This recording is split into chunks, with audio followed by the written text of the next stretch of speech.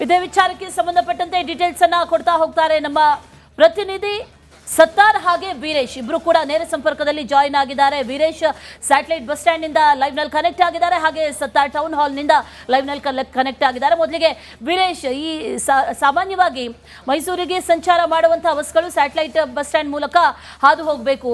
ಅಲ್ಲಿ ಜನರ ಓಡಾಟ ಹೇಗಿದೆ, ಬಸ್ಗಳ ಓಡಾಟ ಹೇಗಿದೆ, ಅದರ ಜೊತೆಯಲ್ಲಿ ರಸ್ತೆಗಿಳಿದಂತಹ ಸಂದರ್ಭದಲ್ಲಿ ಕಲ್ಲು ತೂರಾಟ ಮಾಡುವಂತ ಭಯ, ಇದೆಲ್ಲ ಸರ್ವೇ ಸಾಮಾನ್ಯವಾಗಿರುತ್ತೆ.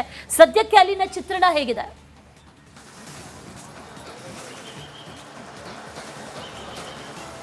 ಅಶ್ವಿನಿ, ಚಾರ್ಟೆಡ್ ಬಸ್ ಸ್ಟ್ಯಾಂಡಲ್ಲಿ ಎಂದಿನಂತೆ ತಮಿಳುನಾಡು ಬಸ್ಗಳ ಸಂಚಾರ ಆಗ್ತಿದೆ.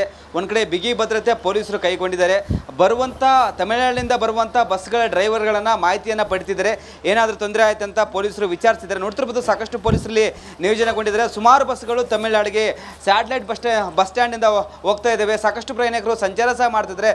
ಸದ್ಯಕ್ಕೆ ಇಲ್ಲಿ ಬಂದು ಎಫೆಕ್ಟ್ ಯಾರು ತಟ್ಟಿಲ್ಲ. ಯಾಕಂದರೆ ಕನ್ನಡಪರ ಸಂಘಟನೆಗಳು ಬರ್ಬೋದು, ಮತ್ತೊಂದು ಕಡೆ ಏನಾದರೂ ಗಲಾಟೆ ಗದ್ದಲ ಮಾಡ್ಬೋದು, ಮುತ್ತಿಗೆ ಆಗ್ಬೋದು, ಗ್ಲಾಸಿಗೆ ಕಲ್ಲು ತಂದು ಹೊಡಿಬೋದು ಎಂಬ ದೃಷ್ಟಿಯಿಂದ ಒಂದು ಕಡೆ ಪೊಲೀಸರು ಬಿಗಿ ಬಂದೋಬಸ್ತನ್ನು ಕೈಗೊಂಡಿದ್ದಾರೆ.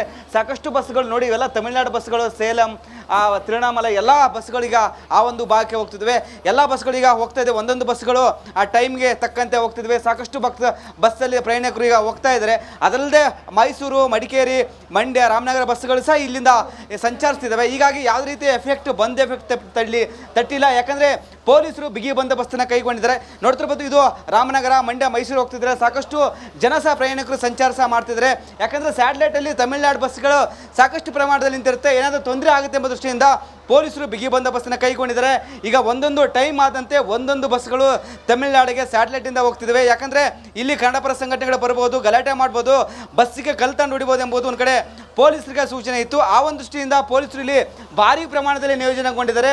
ಯಾರು ಕನ್ನಡಪರ ಸಂಘಟನೆ ಈ ಒಂದು ಬಸ್ ಸ್ಟ್ಯಾಂಡ್ಗೆ ಬರದಂತೆ ಬಿಗಿ ಬಂದೋಬಸ್ತನ್ನು ಕೈಗೊಂಡಿದ್ದಾರೆ.